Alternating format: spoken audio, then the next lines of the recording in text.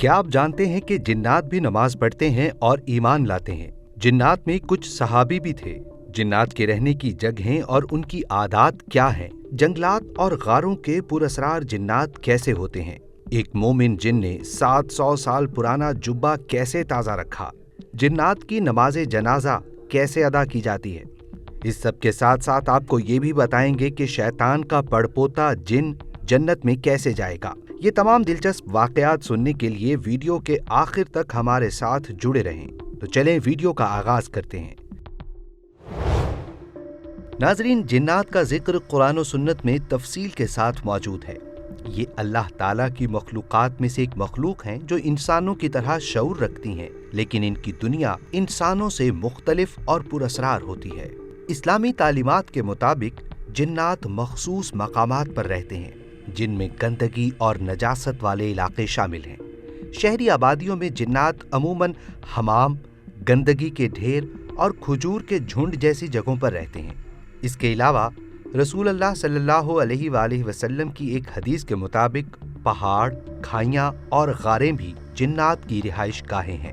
حضرت بلال بن حارث رضی اللہ تعالی عنہ سے روایت ہے کہ ایک سفر کے دوران مسلمان اور مشرک جنات کے درمیان جھگڑا ہوا اور نبی کریم صلی اللہ علیہ وآلہ وسلم نے ان میں صلح کروا کر انہیں مختلف رہنے کی جگہیں دیں۔ جنات کی دو بڑی اقسام ہیں، مسلمان اور مشرک جنات۔ مسلمان جنات انسانوں کو نقصان نہیں پہنچاتے اور ان کے ساتھ خیر کا معاملہ رکھتے ہیں، جبکہ مشرک اور بدکار جنات اکثر انسانوں کے لیے نقصان دہ ہو سکتے ہیں۔ پہاڑوں اور جنگلات میں رہنے والے جنات عموماً زیادہ خطرناک تصور کیے جاتے ہیں، جبکہ شہری علاقوں میں رہنے والے جنات نسبتاً کم نقصان دہ ہوتے ہیں۔ نبی کریم صلی اللہ علیہ وآلہ وسلم نے مسلمانوں کو جنات کی موجودگی سے بچنے اور احتیاطی تدابیر اپنانے کی ہدایت کی ہے۔ حضرت جابر رضی اللہ تعالیٰ عنہ سے روایت ہے کہ رسول اللہ صلی اللہ علیہ وآلہ وسلم نے فرمایا، اپنے گھروں سے گوشت کی چکناہٹ والے کپڑے نکال دیا کرو، کیونکہ یہ خبیث جنات کی مجلس کی جگہ بن جاتے ہیں۔ اسی طرح جنگلوں اور کھلے کھیتوں میں بے وجہ جانے سے منع کیا گیا ہے، کیونکہ یہ مقامات جنات کی رہائش کے لیے موزوں ہوتے ہیں۔ جیسا کہ شیخ ولی الدین عراقی نے کہا کہ جنگلات اور خالی جگہیں جنات کے رہنے کے لیے مخصوص ہوتی ہیں۔ علامہ زمخشری نے ربیع الابرار میں گاؤں کے لوگوں کے بیانات کا ذکر کیا ہے، جنہوں نے جنگلوں میں خیمے دیکھے اور ان کے پاس انسانوں کو پایا، لیکن وہ اچانک غائب ہو گئے۔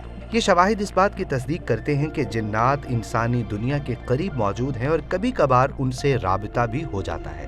حضرت ابن مسعود رضی اللہ تعالی عنہ چند صحابہ کرام کے ہمراہ سفر کر رہے تھے۔ راستے میں ایک زبردست بگولا ان کے قریب سے گزرا۔ کچھ دیر بعد ایک اور بڑا بگولا نمودار ہوا جو دھیرے دھیرے بکھر گیا۔ جب یہ منظر ختم ہوا تو صحابہ کرام نے ایک مردہ سانپ کو زمین پر پڑا پایا۔ ان میں سے ایک صحابی نے اپنی چادر کے دو حصے کیے، ایک حصہ سانپ کو کفن دینے کے لیے استعمال کیا اور اسے دفن کر دیا۔ رات ہوئی تو دو عورتیں صحابہ کے پاس آئیں اور سوال کیا، تم میں سے کس نے عمر بن جابر کو دفن کیا ہے؟ صحابہ نے حیرت سے جواب دیا، ہم عمر بن جابر کو نہیں جانتے۔ تب ان عورتوں نے ایک حیرت انگیز حقیقت بیان کی، وہ سانپ جسے تم نے دفن کیا عمر بن جابر تھا۔ وہ مومن جنات میں سے تھا جنہوں نے نبی کریم صلی اللہ علیہ وآلہ وسلم سے قرآن پاک سنا تھا اور اپنی قوم کے لیے واعظ بن کر لوٹا تھا۔ آج کچھ فاسق جنات نے مومن جنات پر حملہ کیا جس میں عمر بن جابر شہید ہو گئے۔ یہ سن کر صحابہ کرام کو احساس ہوا کہ وہ ایک ایسے مومن جن کو دفن کرنے کا شرف حاصل کر چکے ہیں جنہیں رسول اللہ صلی اللہ علیہ وآلہ وسلم کے زمانے میں ایمان کی دولت نصیب ہوئی تھی۔ حضرت عثمان رضی اللہ تعالیٰ عنہ کی خدمت میں ایک شخص حاضر ہوا اور اپنی آنکھوں دیکھی ایک عجیب و غریب بات بیان کی۔ وہ شخص ایک وسیع بیابان میں سفر کر رہا تھا کہ اس نے دو بگولے دیکھے جو ایک دوسرے کی طرف بڑھ رہے تھے۔ کچھ دیر بعد وہ آپس میں ٹکرائے اور مڈ بھیڑ کے بعد الگ ہو گئے۔ اس تصادم کے مقام پر جب وہ شخص پہنچا تو اس نے وہاں پر بہت سے مردہ سانپ دیکھے۔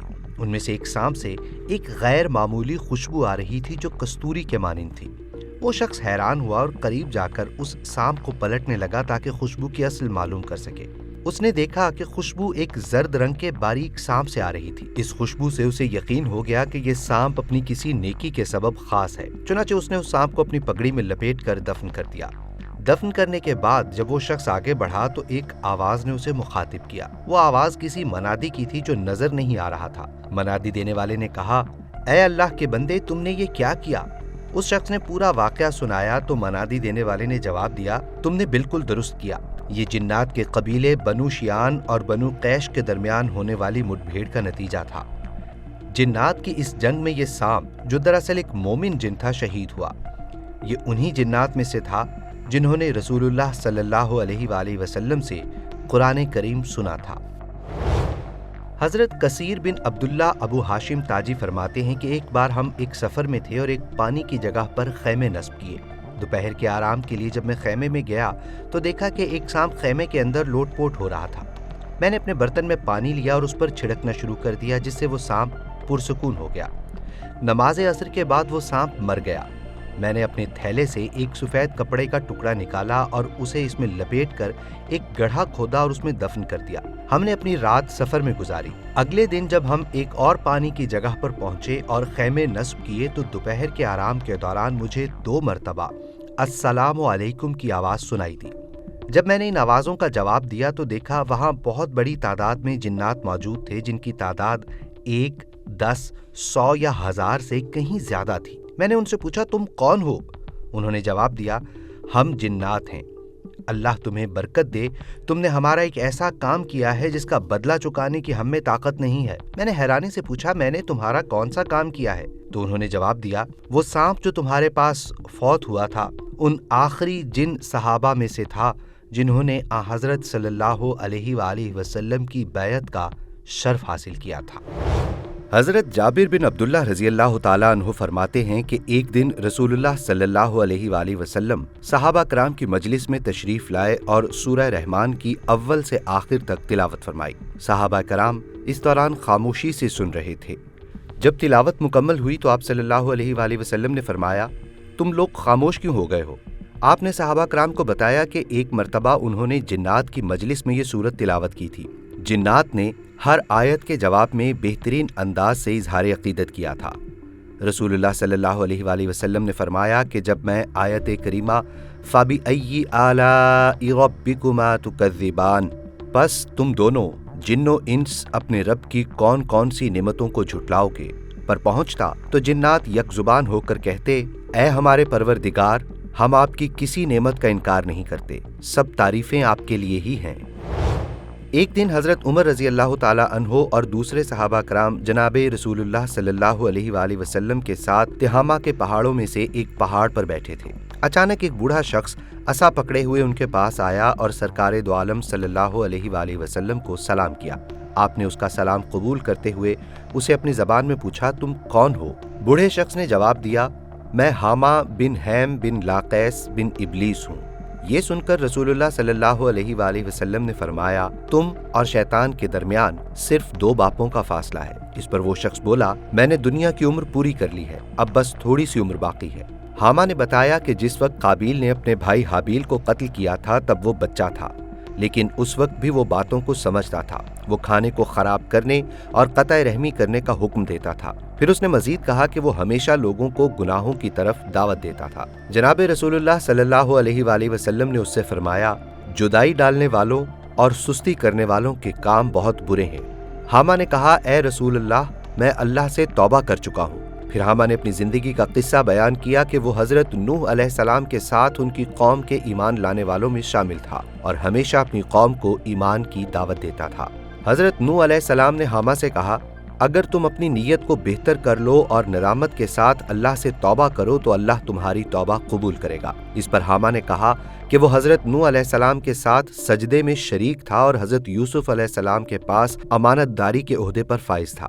وہ حضرت عیسیٰ علیہ السلام سے بھی مل چکا تھا اور حضرت عیسیٰ علیہ السلام نے اس سے کہا تھا کہ اگر وہ حضرت محمد صلی اللہ علیہ وآلہ وسلم سے ملے تو ان کو میرا سلام پہنچائے۔ حامہ نے جب حضرت محمد صلی اللہ علیہ وآلہ وسلم کو حضرت عیسیٰ علیہ السلام کا سلام پہنچایا تو آپ صلی اللہ علیہ وآلہ وسلم کی آنکھوں سے آنسو بہنے لگے۔ آپ نے فرمایا، حضرت عیسیٰ علیہ السلام پر ہمیشہ کے لیے سلام ہو اور تم پر بھی سلام ہو کیونکہ تم نے ان کا سلام مجھے پہنچایا ہے۔ حامہ نے پھر درخواست کی کہ جیسے حضرت موسیٰ علیہ السلام نے اسے تورات سکھائی تھی ویسے ہی رسول اللہ صلی اللہ علیہ وآلہ وسلم بھی اسے کچھ سکھائیں۔ آپ صلی اللہ علیہ وآلہ وسلم نے اسے سورہ واقعہ، سورہ مرسلات، سورۃ النبا، سورۃ التکویر، معوذتین اور سورہ اخلاص سکھا دیں اور فرمایا، حامہ اپنی ضروریات ہمارے سامنے پیش کرو اور ہماری زیارت کو نہ چھوڑنا۔ حضرت عمر رضی اللہ تعالیٰ عنہ نے اس واقعے کے بعد کہا کہ جناب رسول اللہ صلی اللہ علیہ وآلہ وسلم کی وفات کے بعد ہمیں حامہ کے بارے میں کوئی خبر نہ ملی اور ہم نہیں جانتے کہ وہ زندہ ہے یا فوت ہو چکا ہے۔ حامہ بن حیم بن لاقیس کا کردار اور عمل اللہ اور اس کے رسول صلی اللہ علیہ وآلہ وسلم کے نزدیک مقبول اور پسندیدہ تھا، جس کی گواہی سیدہ عائشہ رضی اللہ تعالی عنہا کی اس روایت میں ملتی ہے کہ رسول اللہ صلی اللہ علیہ وآلہ وسلم نے ارشاد فرمایا، حامہ بن حیم بن لاقیس جنت میں جائے گا۔ حضرت سہل بیان کرتے ہیں کہ ایک مرتبہ میں قوم عاد کے کسی علاقے کی طرف گیا، وہاں ایک غار دیکھا جو اندر سے کھدا ہوا تھا اور اس کے درمیان پتھروں کا ایک محل موجود تھا۔ اس محل میں جنات رہتے تھے۔ جب میں اس کے اندر داخل ہوا تو ایک دیو ہیکل جسم والے بوڑھے آدمی کو دیکھا جو کعبے کی طرف رخ کر کے نماز ادا کر رہا تھا۔ اس کے جسم پر اون کا ایک جبہ تھا جو حیرت انگیز طور پر نیا محسوس ہوتا تھا۔ مجھے اس کی دیو قامت جسامت سے زیادہ اس جبے کی تازگی نے حیرت میں ڈال دیا۔ جب میں نے اس بوڑھے شخص کو سلام کیا تو اس نے نہایت خندہ پیشانی سے جواب دیا اور کہا، اے سہل، جسم کپڑوں کو پرانا نہیں کرتے بلکہ گناہوں کی بدبو اور حرام کھانے کی نحوست کپڑوں کو پرانا کرتی ہے۔ یہ جبہ 700 سال سے میرے ساتھ ہے اور اسی جبے میں میں نے حضرت عیسیٰ علیہ السلام اور حضرت محمد مصطفیٰ صلی اللہ علیہ وآلہ وسلم سے ملاقات کی تھی اور ان پر ایمان لایا تھا۔ میں نے پوچھا، آپ کون ہیں؟ اس نے جواب دیا، میں ان جنات میں سے ہوں جن کے متعلق قرآن مجید میں یہ آیت نازل ہوئی ہے، قُلْ أُوحِيَ إِلَيَّ أَنَّهُ اسْتَمَعَ نَفَرٌ مِّنَ الْجِنِّ، کہو کہ میری طرف وحی کی گئی ہے کہ جنوں کے ایک گروہ نے قرآن سنا۔ جنات سے متعلق اس ایپیسوڈ کو تیار کرنے کے لیے ہم نے ان کتب سے استفادہ کیا ہے۔ اگر یہ ویڈیو آپ کو پسند آئی تو لائک اور شیئر ضرور کیجیے گا۔ چینل کو سبسکرائب بھی کر لیجیے تاکہ آئندہ اپلوڈ ہونے والی ویڈیوز کا نوٹیفیکیشن آپ کو ضرور مل سکے۔ اللہ نگہبان۔